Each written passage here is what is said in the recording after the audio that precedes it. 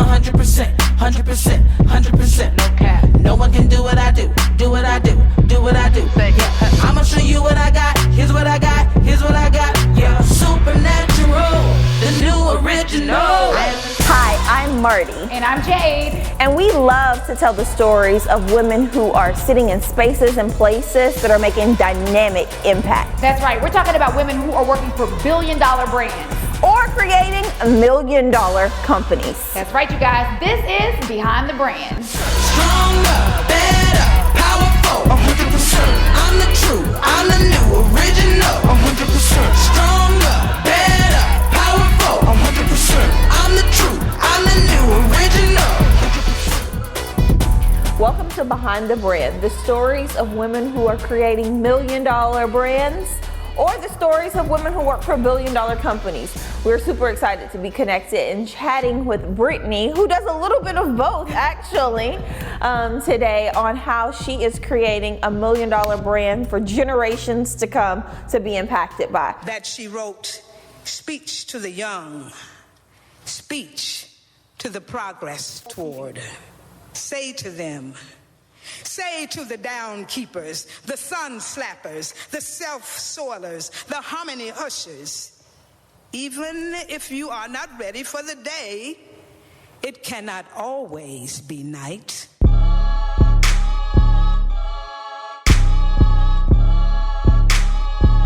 Brittany, tell everybody like who you are, where you come from. So I'm from New Orleans. Okay. Yep, but actually that connects me back to my franchise. But I'm from New Orleans, oldest of three. I come from a family of just, amazingly strong women and matriarchs. So I always feel like I had no choice but to think big and to execute big. I watched my mother, build a law firm and go on and do amazing things. And so I always say I'm a product of her and my grandmother. That's who you look at today. I love that. I love that. Okay, so you gotta tell me about PJ's Coffee, right? Let's talk about that a little bit and then why coffee? Okay. Allow me to reintroduce myself. My name is Ho, H to the OV. I used to move snowflakes by the OZ. I guess even back then you can call me CEO of the ROC. Ho. PJ's Coffee, actually, I've had coffee all over the world. So coffee was actually, I don't say invented, but discovered in Ethiopia, the motherland. How appropriate. And I say that to say I've had coffee all over the world, and no matter where I went, I was just still chasing that PJ's Coffee cup. So when I was in high school in the New Orleans area, there was a PJ's by my school, and I went there all the time. Study, all that kind of good stuff. And so I just remembered that. So I've been drinking coffee since I was 12. Okay, so you've always been a coffee girl. Since 12. That's what I did. Yeah, hold up. Your mama be like, you are 2 years. That's what all the private school kids do. Oh. But that's where you study, you think you're grown, and all of that. And so it was. I knew I enjoyed that. And so when I was here, I was living in Dallas, and the Addison area that I'm in, I was like, we're kind of missing. I was just looking at the landscape. So one of the things of being a business person is you're able to identify white spaces. And so as both a consumer and someone who's kind of, trained in that critical eye, I said, I think a drive-through coffee shop could be really good here. And then I was like, PJ's, of course, PJ's, and there's so many there's so many of us here. There's just so many New Orleans transplants here. So, I knew that it would be something that would resonate, that would be started from scratch. So it made perfect sense. And I would also say from a franchising standpoint, I was a consumer of this product. So you have kind of a little bit of a window of an understanding of it. You're not starting with something you don't understand. So as a business person, as a consumer, it made entering into business for myself for the first time a little more palatable. When you think about New Orleans and where you come from, how did you get to Dallas? When were you planted here, and what was happening in New Orleans? Well, what's funny is it's actually a really nice full circle story. When Katrina happened, we evacuated here. Katrina. Very serious situation here. Once in a lifetime. Hey, we done been through hard time. We done been through hard time. Yeah, hey, we done been through hard time. We done been through hard time. And at the time, we didn't realize Katrina was going to be Katrina. We knew that we had to evacuate, so we actually evacuated with my best friend. And so her parents had to come. And then, after I was a senior in high school at the time. So we actually ended up, my mom made what I now look at as a really beautiful sacrifice, and she allowed us to go back to New Orleans so I could walk across the stage at my school. And so what's funny is just life would bring me back here, and my franchise, PJ's Coffee of New Orleans, it's just really interesting that this would be the place where we found refuge, initially, and now, I had the chance to bring that brand here. So my husband and I were long distance at one point many years ago, and we kind of said, we think Dallas is gonna be the spot that, we can kind of, unite and do our thing. So that's what happened, and we got married here, and, we're planting roots. Okay, so let's go back to the beginning. So you said that you were in private school in New Orleans, and then so you were a senior when Katrina happened. How did Katrina make an imprint on your life and where you were going to go to school and all of that? Yeah, it's funny. I was talking to my husband about this. He's from Brooklyn, and I had a realization where I was like, I don't like talking about that. It's a part of my life that I realized I just kind of set aside. And I always say, I wouldn't wish this on my worst enemy, in that I wouldn't wish for anyone that you can't go home. That is the eeriest feeling that no one should have to feel. I don't think people understand how people in New Orleans were literally uprooted. Seriously. And whatever you had, in the car? Yes, we packed for 2 days. We brought my best friend. We weren't expecting that to be a thing. And I think that, I saw my mom, I think she wouldn't mind me saying, I saw my mom at a really vulnerable point. Her law firm flooded. It was just, so many things were happening at that time that you just never in a lifetime you'd expect to happen. And I think that to also be a senior and you're kind of at that crux of moving forward, I kind of just left that behind, and I think I had considered going to school in New Orleans. I applied to Tulane, got in, but I was like, no, I'm getting out. I'm gonna leave. So I went to Vanderbilt in Nashville, instead, and it was an amazing experience. But I think that experience in my life, I think really built the foundation for grit. That you're at your bottom point, but you gotta survive. You gotta keep going. You have to, and whatever that means for you. Some days are gonna be low. I think most of that time of my life was very low. And actually being a business owner, I have a lot of days that feel like that, but I have had a muscle that I've been able to flex where you're low when you're having to pull from that grit, but you're able to keep moving because, I've been here before. So I appreciate you asking that question. Well, that's really good if you think about that.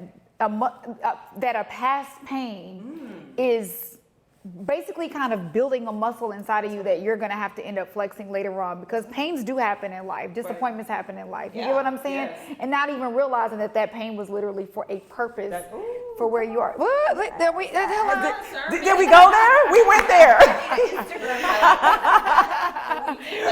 Yes.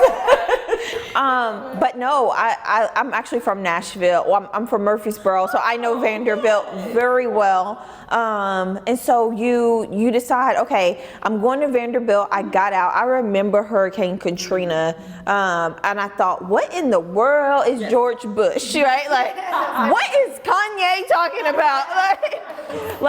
Not just to make light of it, but there was some really heavy things happening at that time, and so you are entering into a new landscape, into a whole different state at Vanderbilt. What was your college years like? They were amazing, actually. I think there was a first part of your question makes me think about, I felt like I was leaving. Of course, you're leaving your mom and you're leaving your sisters, but I was leaving them at one of the lowest points in our life. It almost felt a little bit like survivor's, guilt. I had the chance to kind of get away and start anew. Freshman year, let's go, So, I kind of went through that, but my mother really gave me the permission to go and to go live my life. You're my child, they're my children, and I've got this, you know what I mean? And we're such a tight unit. But, just kind of transitioning into your young adulthood, Vanderbilt was extremely transformational years. I was around people I think I've always been around, kind of iron sharpens iron, amazing people. Vandy, I was like, I gotta step my game up. I was president of this and president of that and captain of this, but my peers and upperclassmen were so inspiring. And so, by the time, I left, I was president of 2 organizations, founded one, and did the whole thing. That's what you do. Yeah. So I felt very much groomed by my time at Vanderbilt. And of course I pledged Delta Sigma Theta during that time. So, I haven't slept since, because, we don't sleep. We don't sleep.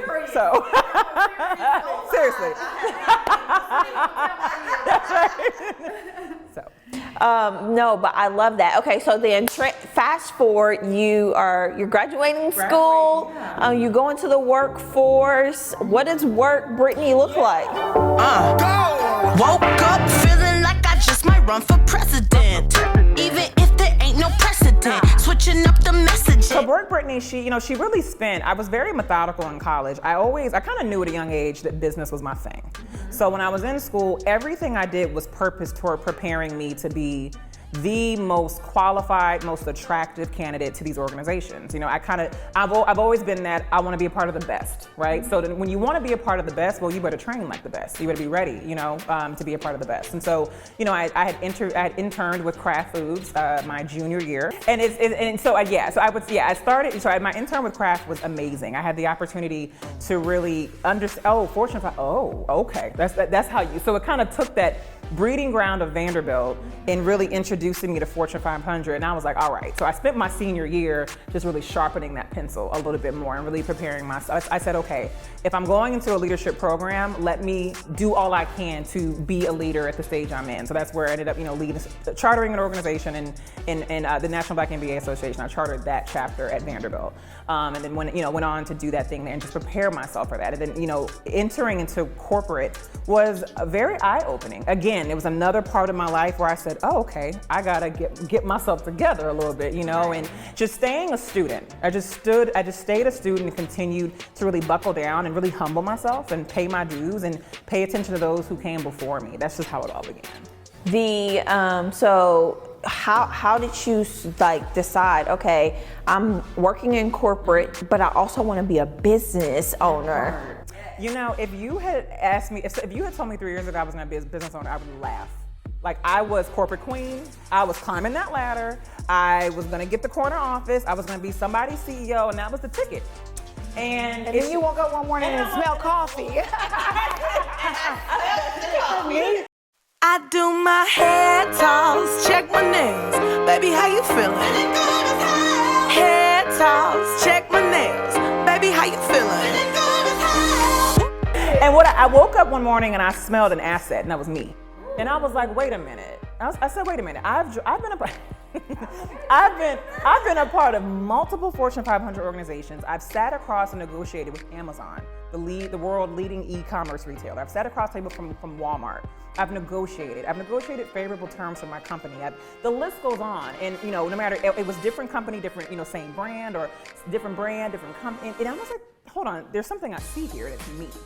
And it was that coupled with the fact that I was looking around and I was starting to feel a bit of burnout that didn't really have to do with my vocation. It had to do with my why, and my why had changed. And it was more about building an autonomous life for myself and benchmarking on the asset that I am. I'm the one that did all of that. The resume and all of that was me. And if I did that for you, I can do that for myself. And that's just really where it started turning. The confidence, though. That seems to be the theme. It really is. Like, the belief in yourself, whether you're qualified or not, will push you to levels that no man can understand. Correct. Right? Correct. I mean, it's the only thing you can have. It's the foundation of it. If you don't have that, and if you don't understand your why, as I tell people all the time, you're gonna falter, because there's gonna be days like yesterday. Why am I doing this? Well, you know, things happen. It's a very fickle space. You know, when you move from stability and security to uncertainty and risk, that's you and your why are the only things you have to stand on. And so you better make sure you're in tune with both. And so, first of all, gyms all across the board. But then you go and you wake up and you're like, no, I'm the asset. Where did you get the coin, though, to open up? Because, like, you know, opening up a franchise requires assets. It does. And so how did you get to that point? Marty, she was the asset. No, I'm just She said, if it falters, you take me. You know, it's funny, you actually posted something today on my Instagram sharing a little bit of an insight. I think something that most people don't know is that you can actually use your 401k and your retirement funds to fund a startup. And so just kind of look into that. That is actually, it's something that I consider that I didn't pursue. But the how is at a young age. I always said, young Brittany, do something that older Brittany will thank you for later.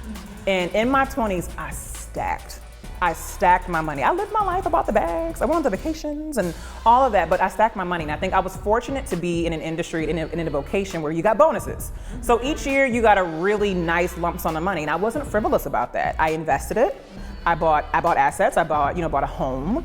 I paid for grad school outright, but I saved my money. Something told me, I always say, give yourself options. Yeah. When you just completely go and you spend and you're gluttonous with tangibles, you don't give yourself options. So that was really what I had to double down on when I got to the point when I was like, okay, I'm ready to go do this. And I think that to your point, people are often like, I would say franchises can cost anywhere up to $500,000 or more. Yeah. Now, when you're working, more than likely most small business owners leverage loans, SBA loans or commercial loans, and the lender is going to tell you need to contribute about 10 or 20%. So we're talking $100,000 to $150,000. So just to throw it out there, like if you are thinking about franchising, that's a number from a liquidity standpoint I would definitely keep in your mind. But you'd be surprised how quickly 3 or 4 years of bonuses can add up for you, and 3 or 4 years goes by like that. Remember when we wanted to open up the Chick-fil-A? Don't even, Look, don't think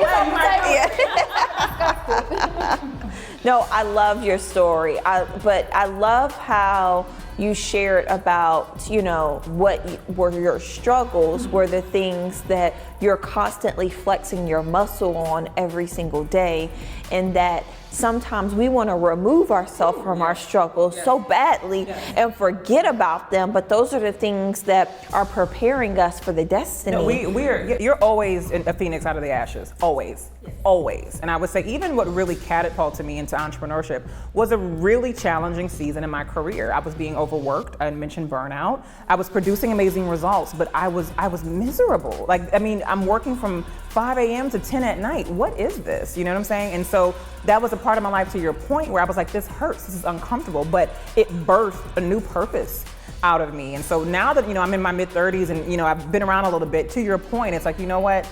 Lean into that discomfort, lean into this season where it hurts and where you're saying ouch, because you're going to be pulling from that in the future, no doubt. Okay, so tell everybody how and where they can support PJ's Coffee. Oh, we are coming. I don't even drink coffee, and I'm coming to get PJ's. No, because first of all, it's Black owned, but not only that, it's woman owned. And we want to be a part of all of that. So is it only coffee or is it lattes? Oh, it's called, gosh, yeah, lattes, teas, smoothies, like you name it. Yeah, food. Let's back up now, sis. Hold on, and we have beignets.